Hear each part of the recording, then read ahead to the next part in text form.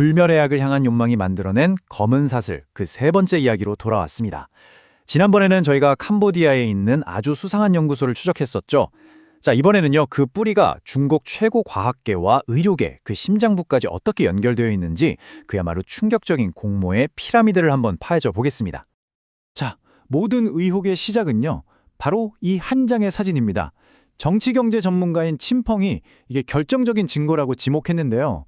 이게 뭐냐면 캄보디아 생명과학원의 소셜미디어에 올라온 품질 보고서라는 거예요.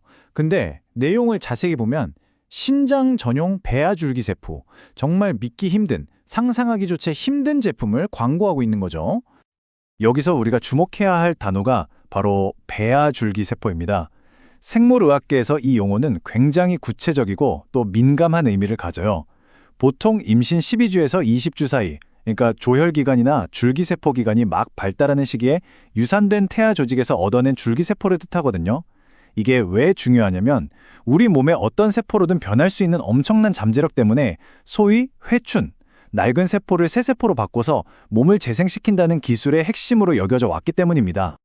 하지만 바로 그 점 때문에, 그러니까 생명의 근원을 도구로 삼는다는 심각한 윤리적 문제 때문에 이 세포를 의료용으로 쓰는 건 전 세계적으로 엄격하게 금지되어 있습니다. 이건 논란의 여지가 없는 거죠. 그럼 여기서 아주 핵심적인 질문이 생깁니다. 글로벌 언론사 NTD 기자들이 바로 이 점을 파고들었는데요. 아니, 원료 자체가 전 세계적으로 불법인데 어떻게 이런 사업이 이렇게 버젓이 공개적으로 운영될 수 있었을까요? 도대체 누가 이들에게 합법이라는 가면을 씌워준 걸까요? 놀랍게도 그 배후를 추적해보니 중국 최고의 학자들이 있었습니다. 이 추적의 끝은 중국 후난성에 있는 한 하이테크 기업, 바로 원쿰 생물을 가리키고 있었습니다. 친펑 전문가가 분석한 공개 기록을 보면요, 이 원쿰 생물이라는 회사가 절대 작은 곳이 아니에요. 총 투자액만 50억 위안에 심지어 국가줄기세포은행 같은 국가급 시설 운영권까지 부여받은 말 그대로 중국 정부가 공인한 생명공학 분야의 거물인 거죠. 이 사람들의 핵심 전략이 뭔지 아세요? 바로 권위를 빌려오는 거였습니다. 원품 생물이 신뢰도를 확 높이려고 중국 생명과학계에서 정말 거물급인 두 사람, 그러니까 폐이 강하고 외이 위치한 원사를 딱 전면에 내세운 거죠. 친펑 전문가가 지적한 대로 이 학자들이 불법 활동에 직접 가담했다는 명확한 증거는 아직 없습니다. 하지만 그들의 이름값, 그들의 권위가 결과적으로는 이 비윤리적인 산업사슬에 아주 결정적인 신뢰를 실어주는 역할을 했다는 점은 부인하기 힘들어 보입니다. 자, 그럼 보세요. 중국 최고 과학자들이 보증을 서준 기술이에요. 그럼 당연히 이런 질문이 따라오겠죠. 대체 이 위험천만한 기술이 어디에서 누구에게 사용되고 있었던 걸까요? 그 추적의 끝은 중국에서 가장 유명하면서도 동시에 가장 끔찍한 악명을 떨치고 있는 한 의료기관으로 이어집니다. NTD가 확보한 자료인데요. 원품 생물이 인터넷에서 삭제하기 전에 자사 웹사이트에 공식 파트너 병원들을 쭉 명시했었습니다. 여러 병원들이 있지만 특히 주목해야 할 곳이 바로 재생의학 프로젝트를 함께 진행했다고 알려진 이 샹야병원 네트워크입니다.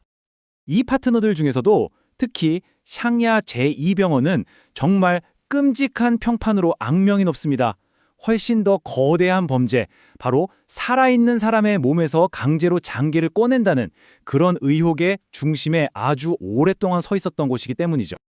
그리고 바로 이 병원에서 벌어진 한 젊은 의사의 비극적인 죽음이 병원의 장기 적출 의혹과 소위 회춘 기술 사이에 가려져 있던 소름 끼치는 연결고리를 세상에 드러내게 됩니다. 러시아의 위라는 이름의 인턴 의사였습니다. 그의 부모님은 아들이 병원의 가장 어두운 비밀, 바로 강제 장기 적출의 증거를 손에 넣은 뒤에 살해당했다고 주장하고 있습니다. 여기서 로사위 아버지의 증언이 정말 결정적입니다. 아들의 지도교수가 열반중생, 다른 말로 하면 바로 회춘을 연구하고 있었다는 건데요. 그런데 이 지도교수가 누구냐면 바로 병원의 장기 이식 부서를 책임지는 주임 의사였습니다. 강제장기 적출 의혹과 회춘 기술이라는 이 두 개의 거대한 의혹이 마침내 한 사람에게서 딱 마주치는 순간인 거죠. 자, 그렇다면 이 모든 게 과연 일부 범죄 조직의 일탈행위일까요? 아니면 국가가 뒤를 봐주는 거대한 산업인 걸까요? 지금까지 저희가 밝혀낸 증거들은 안타깝게도 후자를 가리키고 있습니다.